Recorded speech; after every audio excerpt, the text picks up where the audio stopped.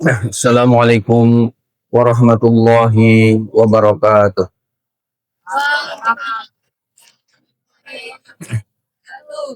Kita awali dengan zikir 3 kali. Subhanallah walhamdulillah wa la ilaha illallah wallahu akbar. Subhanallah walhamdulillah wa la ilaha illallah wallahu akbar. Subhanallah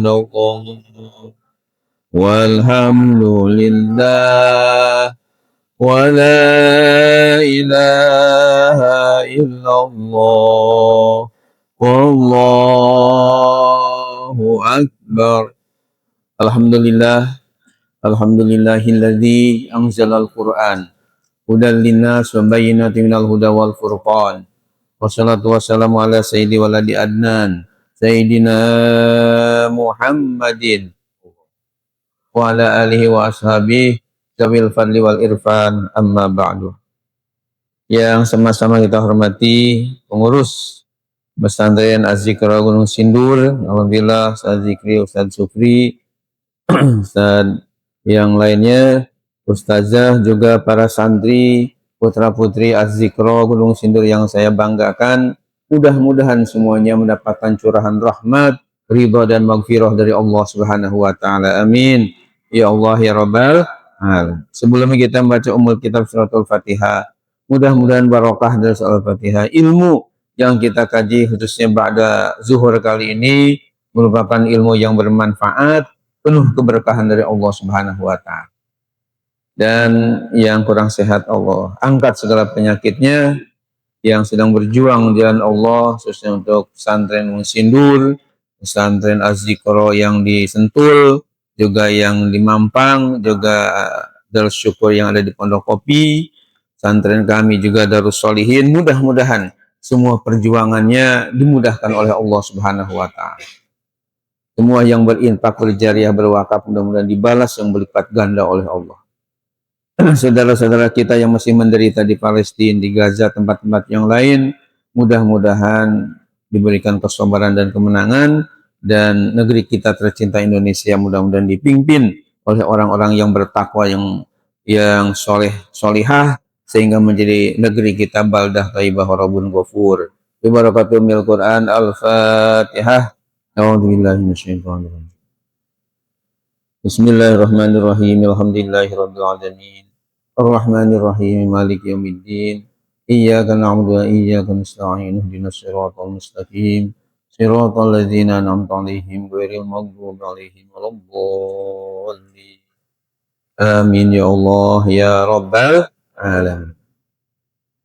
Hadirin hadirat yang terhormat, para santri yang saya banggakan, tadi kaitan dengan waktu kita dengan di Pondok Kopi bergiliran, yang tadinya di sana pada jam 2, jadi sekarang ke Gunung Sindur agak pada sholat zuhur ini, sana nanti insya Allah pada asar, sehingga saya pulangnya ke Depok nggak terlalu malam.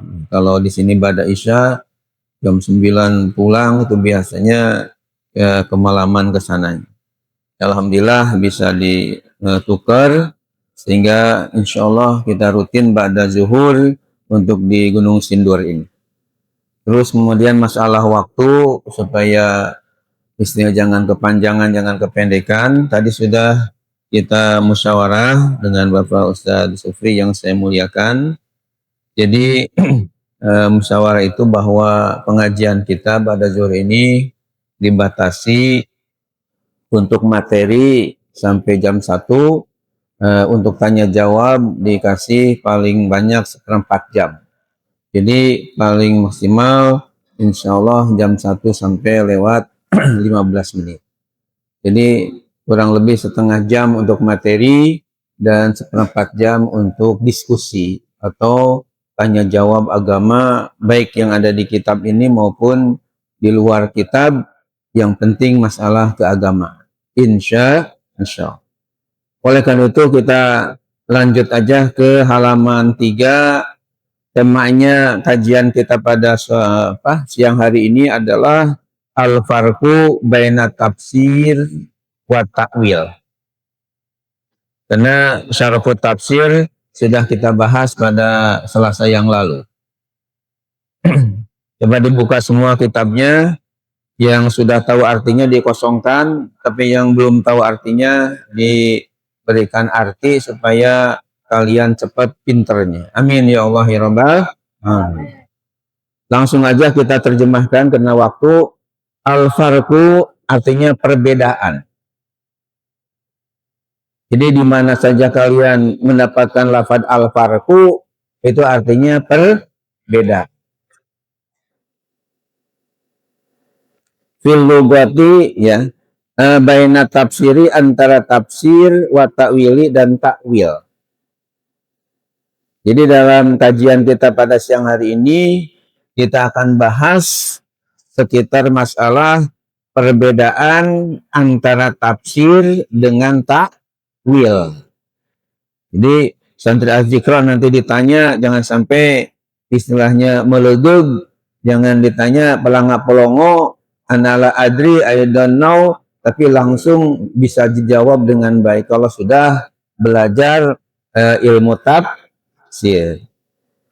Lanjut, at-tafsiru adapun pengertian tafsir.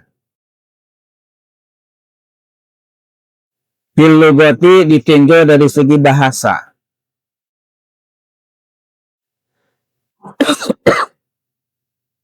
Dia itu al-idahu, penjelasan.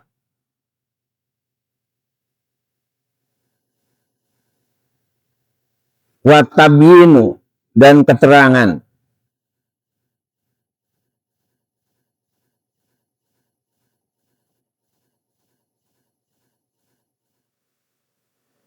Jadi kalau ditanya apa pengertian tafsir menurut bahasa, jawabannya adalah al-idah, penjelasan, tabyin, dan keterangan atau uraian.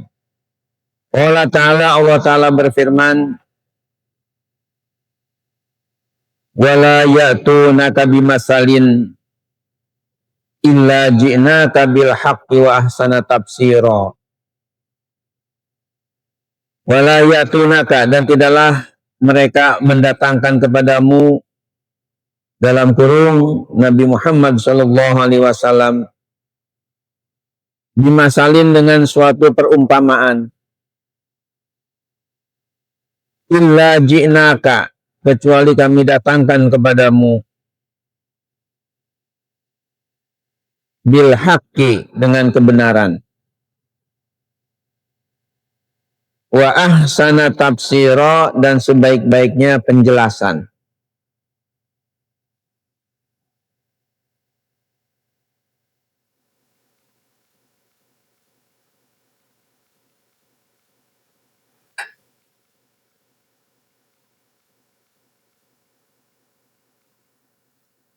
Faqauluna, maka ucapan kami, fassara, lakan fassara, bermakna bayana, dengan arti menerangkan, wa waddoha, dan menjelaskan. Wa kalamun mufassirun, dan lafad kalamun mufassir, kalamun perkataan, mufassir, artinya wadihun, yang jelas, zahirun, yang nyata. Jadi intinya pengertian tafsir menurut bahasa adalah ya penjelasan atau keterangan, uraian, itu namanya tafsir. Wa amma tafsirul istilah, adapun pengertian tafsir ditinjau dari segi istilah atau terminologi, ya. Kalau bahasa istilahnya etimologi, kalau istilahnya terminologi. Apa pengertiannya? Bahwa maka dia itu ilmun, suatu ilmu, yu'rafu bihi, yang diketahui bihi dengannya, fahmu kitabillahi, memahami kitab Allah, dalam kurung Al-Quran, al-munazzali, yang diturunkan,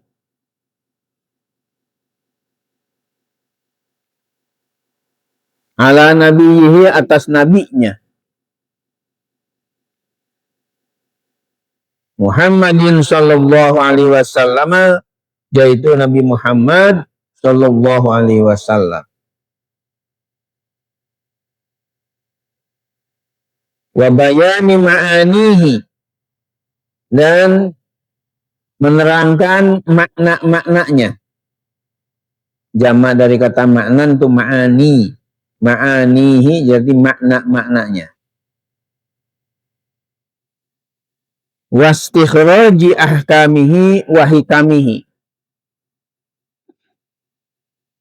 Wastikhraji, dan mengeluarkan ahkamihi, hukum-hukumnya, wa hikamihi, dan hikmah-hikmahnya. Di ahkamihi, hukum-hukumnya, wa hikamihi, dan hikmah-hikmahnya. Rahasia-rahasia yang ada di dalamnya.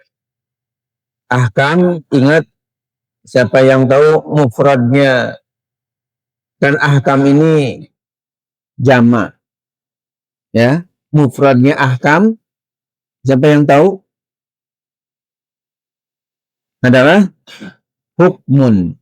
Jadi satu hukum itu hukmun, dua hukmani atau hukmaini, jamaknya menjadi ahkamun. Ya, ada seorang ulama namanya Imam Al-Mawardi mengarang beberapa kitab, diantaranya adalah Al-Ahkamus Sultaniyah. Jadi hukum-hukum ketatanegaraan. Jadi digunakan kata ahkam, jamak dari hukum atau hukmun. Ada lagi hikam, wahikamihi di sini. Hikam juga jamak. Tapi kalau hikam mufradnya lafadznya apa? Ketika tunggalnya hikmatun. Jadi kalau hukmun jamaknya ahkam, kalau hikmatun jamaknya hikamu. Ada sebuah kitab yang sangat populer di dunia Islam. Kalian juga mungkin pernah dengar ada istilah mengkaji kitab Al-Hikam karya Ibnu Athaillah As-Sakandari dari Mesir. Nama kitabnya Al-Hikam. Ya, jadi di dalamnya banyak kata-kata mutiara hikmah yang mengandung hikmah-hikmah. Itu jamaknya adalah hikam. Mufradnya hikmatun. Kalau ahkam adalah hukmun mufrad. Ada lagi hukama. Kalau hukama, ya orang-orang yang bijaksana, itu mufradnya hakimun. Hakimun, fa'ilun. Itu wazannya ya fu'ala kuroma. Karim kuroma. Hakim hukama. Jadi menurut keterangan di dalam kitab Al-Burhan, ya, di sini saya ngasih footnote, catatan kaki, ada nomor 2. Maksudnya penjelasan definisi tafsir seperti ini, at-ta'rif li Zarkashi. Maksudnya definisi ini adalah karya atau yang dikemukakan oleh Imam Az-Zarkashi. Nama lengkapnya Imam Burhanuddin Badruddin Az-Zarkashi. min kitab Al-Burhan. Diambil dari kitab Al-Burhan halaman 13 ya. Nama lengkapnya Al-Burhan fi Ulumil Quran. Jadi menurut beliau pengertian tafsir menurut istilah adalah ilmu yang diketahui dengannya untuk memahami kitab Allah yang diturunkan kepada nabinya yang bernama Nabi Muhammad Sallallahu Alaihi Wasallam. Sebab tidak ada lagi ilmu yang bisa mengurai penjelasan-penjelasan dalam Al-Quran yang diturunkan kepada Nabi Muhammad kecuali yang namanya ilmu tafsir. Jadi kalau kalian ingin memperjelas makna ayat-ayat Quran tapi belajarnya ilmu hadis atau belajarnya ilmu fikih atau belajarnya ilmu tasawuf, jelas tidak akan ketemu karena yang menerangkan isi kandungan Al-Quran itu adalah ilmu tafsir namanya. Selain itu juga istikhraju ahkami wa hikami, mengeluarkan hukum-hukumnya dan hikmah-hikmahnya. Itu adalah pengertian tafsir menurut Imam Az-Zarkashi. Wa arrafahu ghairuhu. Artinya wa arrafahu dan telah mendefinisikannya ghairuhu selainnya. Maksudnya selain Imam Zarkashi. Bi'annahu bahwasanya ilmu tafsir adalah ilmun, suatu ilmu. Tafsir adalah suatu ilmu yubhasu, yang dikaji, yang dibahas, yang dikaji pihi di dalamnya. Anil Qur'anil Karimi, tentang Al-Quran yang mulia. Ya, lihatin bukunya. Ya, jangan bengong ngajinya, yang serius, yang fokus. Jadi yubhas itu yang dibahas di dalamnya anil Qur'anil Karimi, dari Al-Quran yang mulia, tentang Al-Quran yang mulia. Min haitsu dalalatihi, ditinjau dari sekiranya penunjukannya ala muradillahi ta'ala, atas yang dimaksudkan oleh Allah Ta'ala. Biqadri taqatil basyariyati, dengan kadar atau ukuran kemampuan manusia. Biqadri taqatil basyariyah, dengan kadar kemampuan manusia. Hadirin hadirat para santri putra putri Az-Zikra Gunung Sindur yang saya banggakan. Ini definisi yang kedua berkenaan dengan tafsir menurut istilah. Kalau yang pertama tadi dikemukakan oleh Imam Badruddin Az-Zarkashi dalam kitabnya Al-Burhan fi Ulumil Quran. Saya punya kitabnya 2 jilid tebal. Kalau yang kedua ini bisa dilihat di footnote di bawah, ada catatan kaki nomor 3, itu adalah Manahilul Irfan. Diambil dari kitab Ulumul Quran yang bernama Manahilul Irfan. Lengkapnya Manahilul Irfan fi Ulumil Quran. Ya, ini juga 2 jilid tebalnya. Lizarqoni ini maksudnya, kalau tadi Al-Burhan fi Ulumil Quran karangan Imam Badruddin Az-Zarkashi, kalau Manahilul Irfan fi Ulumil Quran dikarang oleh Imam Az-Zarqoni namanya. Nama lengkapnya Syekh Muhammad Abdul Azim Az-Zarqoni dari Mesir. Syekh Muhammad Abdul Azim Az-Zarqoni. Nah, menurut Syekh Az-Zarqoni ini, pengertian tafsir menurut istilah adalah suatu ilmu yang dibahas, dikaji di dalamnya tentang Al-Quran yang mulia.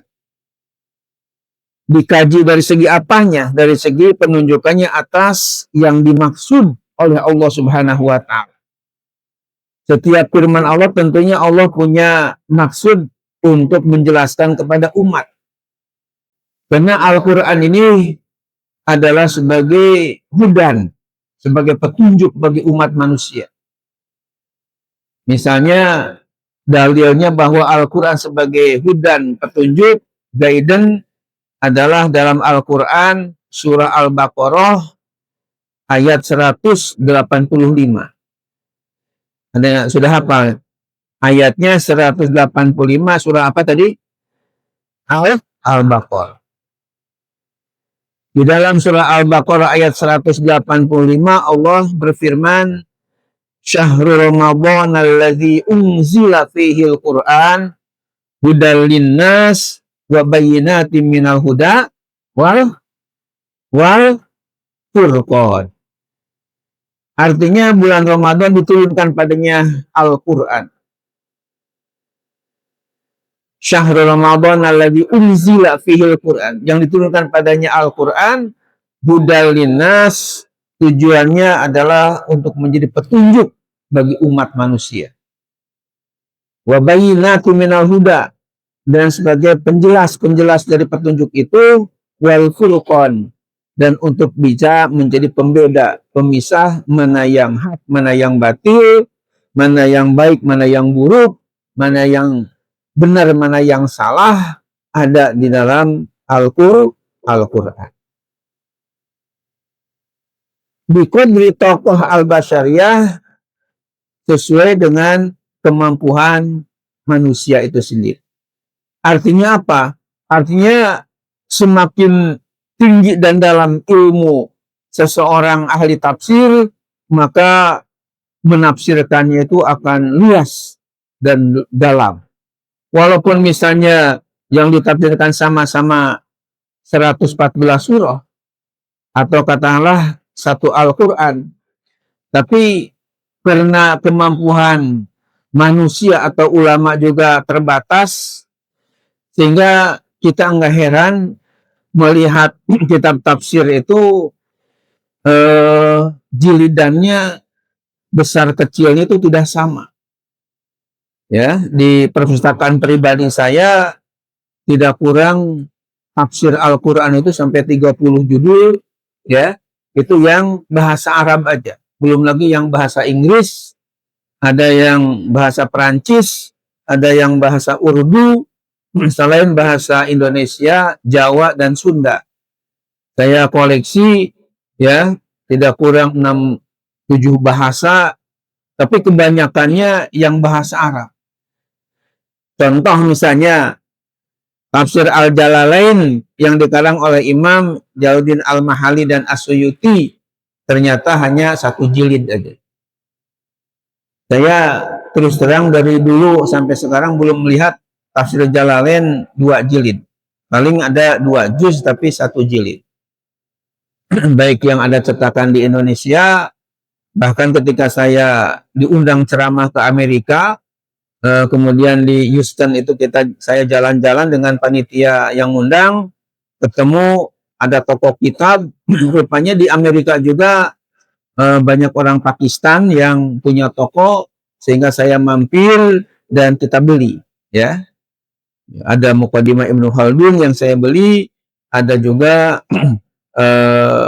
riwayat hidup As-Suyuti, Al-Juwaini, kemudian ada tafsir Al-Jalalain cetakan Darussalam yang dari Madinah, dijualnya di Amerika.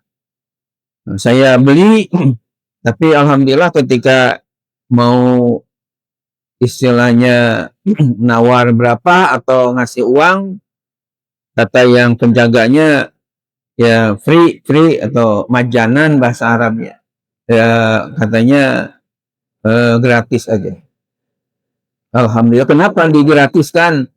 Karena saya waktu itu sebagai dai dari Indonesia untuk mendakwahi orang-orang Amerika supaya masuk agama atau menjelaskan tentang hukum-hukum agama Islam di hadapan orang-orang bule. Karena banyak yang dari Indonesia ini laki-lakinya nikah perempuan bule yang ada di Amerika, atau dibalik, yakni dari Amerikanya yang laki-lakinya, perempuannya dari Indonesia. Nah, sehingga mereka tentunya butuh sekali penjelasan-penjelasan tentang keislaman. Nah, ketika saya beli buku kitab tersebut, Tafsir Jalalain, ternyata ya nggak usah dibayar, termasuk yang Ibnu Khaldun juga, Muqaddimah Ibnu Khaldun, kitab tebal, nggak usah dibayar. Alhamdulillah. Nah, jadi Tafsir Jalalain ternyata hanya 1 jilid. Sementara kita lihat Tafsir Munir karya Syekh Nawawi Al-Bantani yang namanya At-Tafsir Munir li Ma'alimi Tanzil itu 2 jilid. Sofatu Tafsir ternyata sampai 3 jilid. Kemudian kalau kita lihat tafsir yang namanya Al-Kasyaf itu 5 jilid. Tafsir As-Sawi 4 jilid. Sementara tafsir Abdurrul Mansur atau tafsir Bil Masur yang saya punya 6 jilid. Tafsir Ibnu Katsir yang agak pendek-pendek saya punya 7 jilid. Sementara tafsir Al-Maraghi karya Ahmad Mustafa Al-Maraghi dari Mesir 10 jilid. Tafsirul Ma'ani fi Tafsir Quran wa Sab'il Masani karya Al-Alusi Al-Baghdadi 10 jilid. Tafsirul Bayan karya Imam Ismail Haqqi dari Istanbul, Turki juga 10 jilid. Tapi kalau tafsir Mafatihul Ghaib karya Fakhruddin Ar-Razi 16 jilid. Sementara tafsir yang diberi nama Tafsir Munir fil Aqidah wa Syariah wal Manhaj karya Profesor Dr. Wahbah Zuhaili itu 17 jilid. Sementara tafsir Al-Jami' li Ahkamil Quran karya Al-Qurtubi 22 jilid. Ada tafsir yang bernama At-Tanwir wa Tahrir karya Ibnu Asyur 30 jilid. Padahal yang ditafsirkan itu sama, yakni sama-sama 30 juz. Tapi ternyata antara satu tafsir dengan tafsir yang lain tidak sama. Kenapa tidak sama? Yaitu ada hubungan tadi dengan biqadri taqatil basyariyah, karena memperhatikan kemampuan manusia itu sendiri. Jadi ketika kemampuannya lebih dalam, tentu akan lebih tebal lagi yang ditafsirkannya. Ya, sampai-sampai ada Ar-Razi ini menafsirkan 1 ayat sampai 30 halaman, padahal 1 ayat yang ditafsirkan. Karena begitu dalamnya. Jadi kesimpulannya, untuk pengajian pada hari ini, ya, karena waktunya sudah jam 1, jadi kesimpulannya bahwa yang pertama berkenaan dengan perbedaan tafsir dan takwil, ya, karena takwilnya akan datang, belum bisa sekarang, jadi hanya kita membahas tentang tafsir menurut bahasa dan istilah. Menurut bahasa, pengertian tafsir adalah al-idah wal tabyin, yakni penjelasan dan uraian, ya, keterangan. Sementara kalau menurut istilah adalah suatu ilmu yang diketahui dengannya memahami kitab Allah yang diturunkan kepada Nabi Muhammad SAW dan menjelaskan makna-maknanya, mengeluarkan hukum-hukumnya dan hikmah-hikmahnya. Itu kata Imam namanya Az-Zarkashi. Sementara menurut Imam Az-Zarqani, suatu ilmu yang dibahas di dalamnya tentang Al-Quran yang mulia ditinjau dari penunjukannya atas yang dimaksud oleh Allah Subhanahu wa Ta'ala dengan kadar kemampuan manusia. Ini kesimpulan dari penjelasan arti tafsir ditinjau dari lughah, etimologi, dan tafsir menurut istilah terminologi. Hadirin hadirat para santri yang saya banggakan, demikian uraian sekitar definisi tafsir, lughah, dan istilah. Dan insya Allah masih ada waktu sekitar 10 menit lagi sampai jam 1:15 ini untuk kita diskusi masalah agama. Oleh karena itu kepada Ustaz sebagai moderator kami persilakan. Ya kan, Apa hukumnya dalam muslim bekerja Pak dan Islam khususnya ya? apakah ada hubungan tafsir asbabun nuzul? Baik, itu aja. Baik, udah 2 dulu ya. Ya cukup waktunya. Bismillahirrahmanirrahim.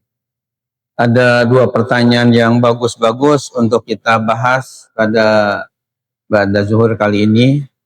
Yang pertama tadi pertanyaan dari Ning Tias, ya. Ya, menanyakan mengenai bagaimana kalau seorang muslim bekerja di bank konvensional. Mungkin ada yang kurang paham apa sih konvensional itu. Konvensional itu adalah bank yang bukan bank syariah. Kan bank itu ada dua, ada yang menggunakan sistem syariah sesuai dengan ajaran Islam lah. Walaupun katanya kurang sempurna atau belum sempurna, masih bagus daripada yang tidak syariah tentunya. Nah, konvensional ini adalah lebih cenderung ke ribawi yang dilarang dalam agama karena enggak menggunakan sistem syariat Islam. Pertanyaannya, bagaimana kalau misalnya seorang muslim dia kerja di bank konvensional yang katakanlah masalah ribawi? Jawabannya ini tentunya sama dengan orang yang bekerja di tempat-tempat hiburan kayak misalnya tempat perzinaan atau jual-jualan minuman keras, ya, miras istilahnya, yang terkenal sekarang ini baik di kota-kota bahkan sudah masuk ke desa-desa, merek-merek yang macam-macam. Ada yang saya tahu, itu ada namanya whisky, brandy, konyak, vodka, Jennifer AO, ram, kopi, miring, ya. Itu nama-nama minuman keras yang sudah beredar. Mungkin ada yang nanya, kok Pak Kiai tahu tuh ya, hafal nama-nama itu. Ya, mungkin ini akibat daripada saya selama 20 tahun memimpin Majelis Ulama di Kota Depok. Dari tahun 2003 sampai terakhir kemarin 2024. Jadi 4 periode, satu periodenya kan 5 tahun.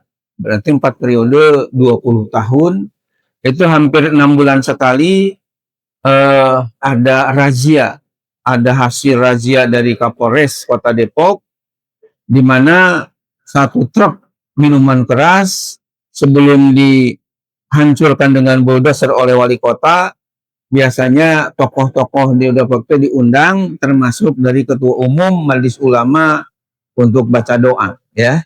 Nah, sebelum baca doa itu ada sambutan dari Kapolres. Sebelum digerus dengan bulldozer oleh wali kota di halaman Kapolres Kota Depok, itu biasanya kita diperlihatkan dulu merek-merek yang beredar di Kota Depok. Akhirnya jadi tahu, oh ini mereknya seperti ini, mereknya seperti ini. Nauzubillah min.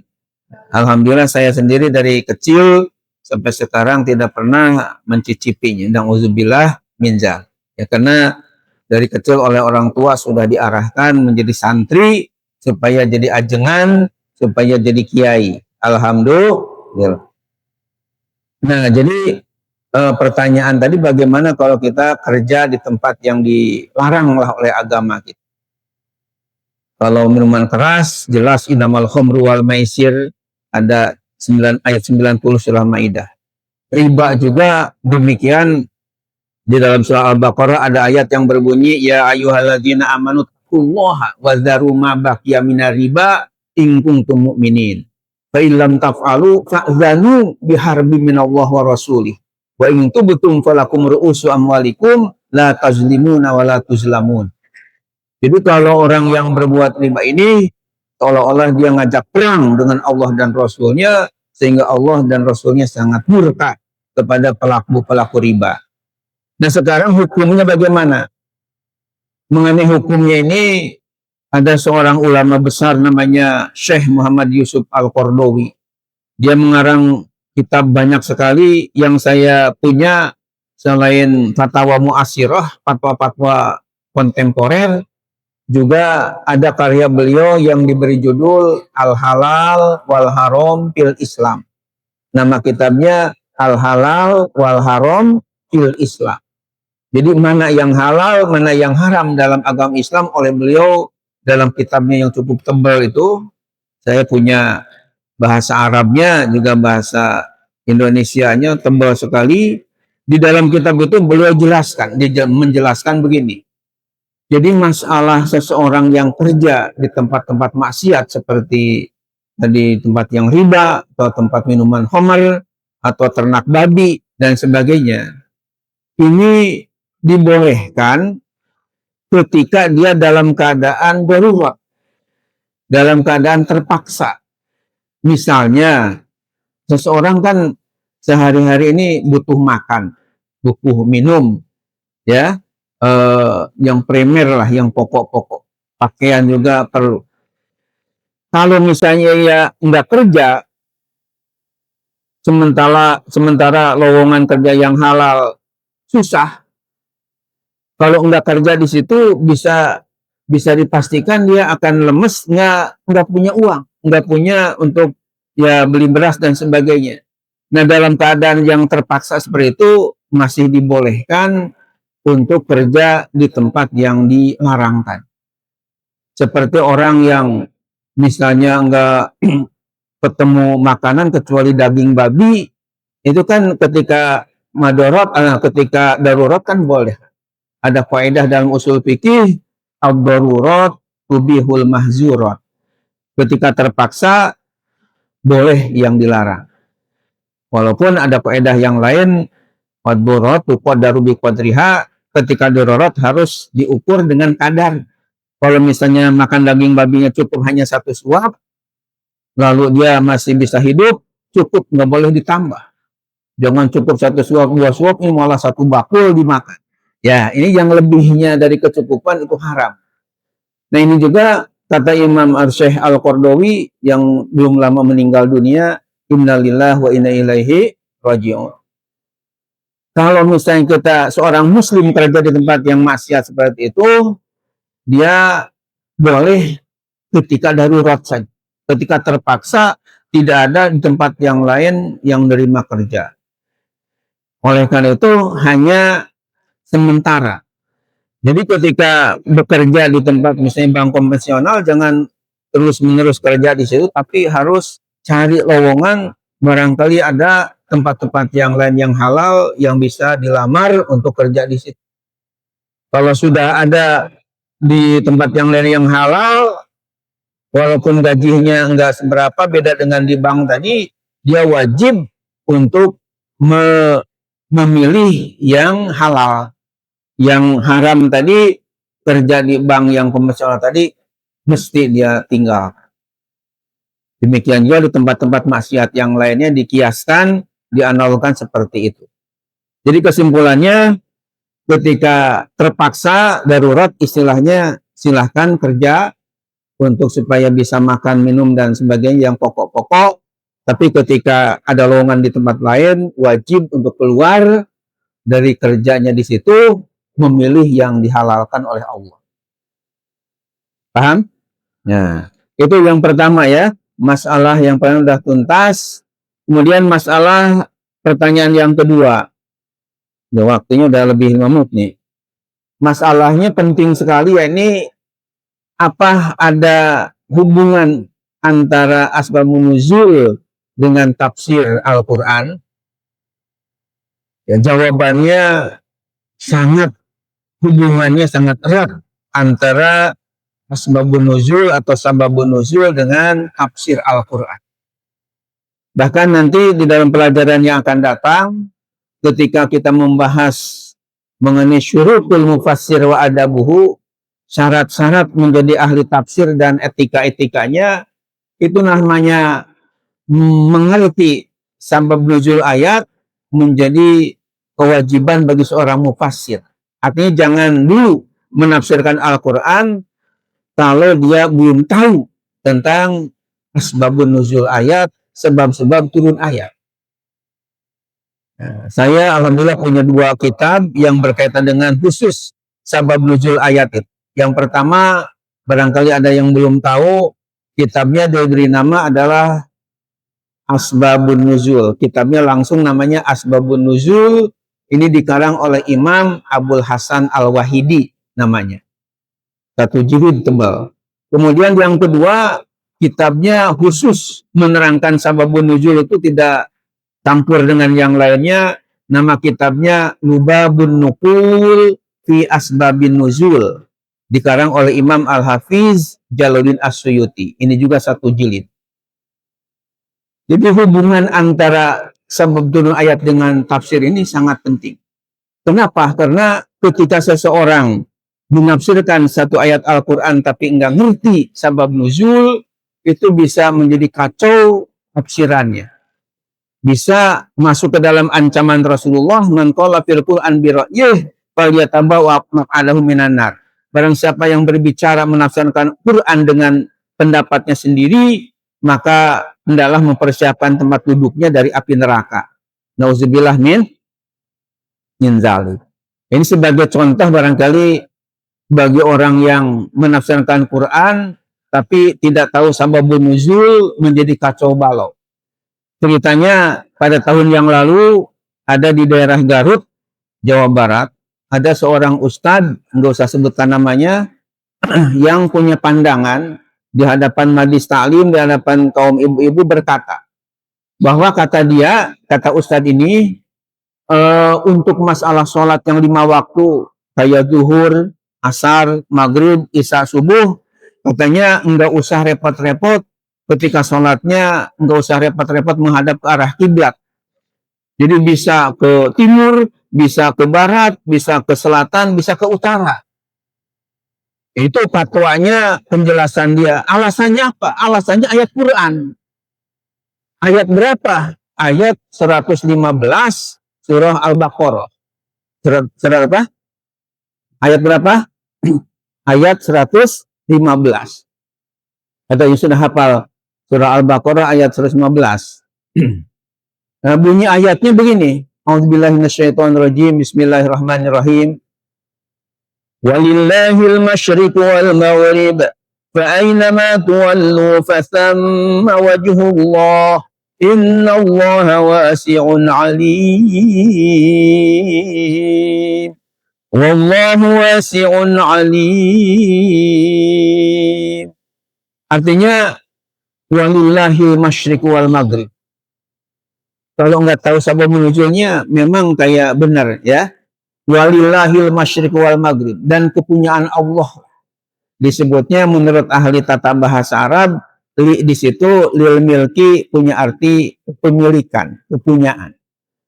Di dalam Alfiyah Ibnu Malik yang kurang lebih 1000 bait yang saya sudah hafal dari tahun 977 dulu sampai sekarang masih ingat, di situ ada bait yang berbunyi walamulil milki wa shibhihi wa fi ta'diyatin aydan wa ta'lilin kufi walamulil milki wa shibhihi wa fi ta'diyatin aydan wa ta'lilin kufi.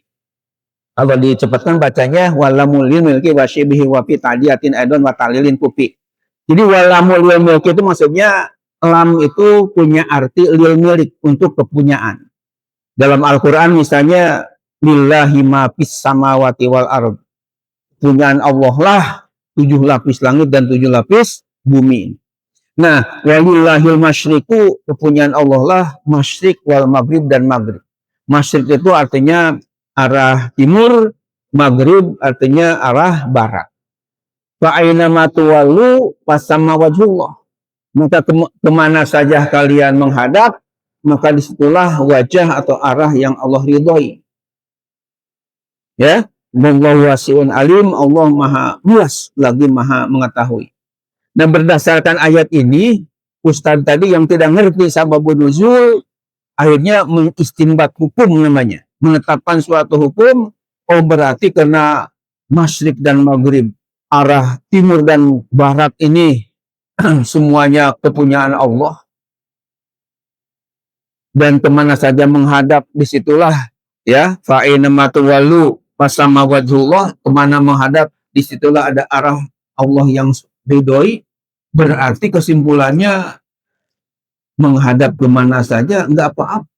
Jadi akhirnya mau ke barat, mau ke timur, selatan, utara, silahkan, nggak usah repot-repot. Nah, ini akhirnya menjadi ramai, dan saya dengar orang ini, Ustadz ini akhirnya diamankan di Koramil, di Garut, karena masyarakat heboh ada fatwa bar. Gara-gara tidak ngerti sababun nuzul, ya. Jadi memang ayatnya ada, terjemahnya memang seperti itu.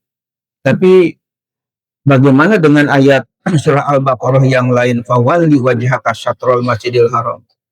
Hendaklah kalian menghadapkan wajahmu ke arah Masjidil Haram, yakni Ka'bah yang ada di Mekah.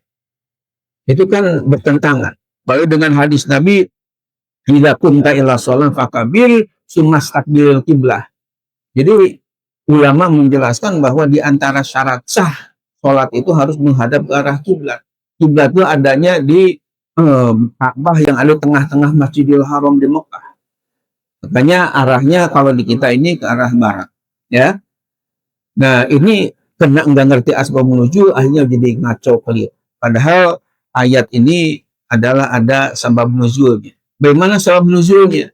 Jadi ada sahabat yang dia bepergian di tengah malam, kemudian mau melakukan ibadah sholat, nggak ada yang ditanya kemana arah kiblatnya, akhirnya dia istihad, dengan hasil istihadnya itu, kemudian pagi-paginya dia datang kepada Rasul, bagaimana sholat saya diterima enggak oleh Allah?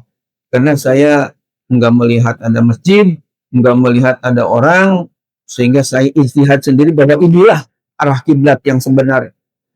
Kata ya Rasulullah, akhirnya sebelum menjawab tadi, turun malaikat Jibril menyampaikan ayat.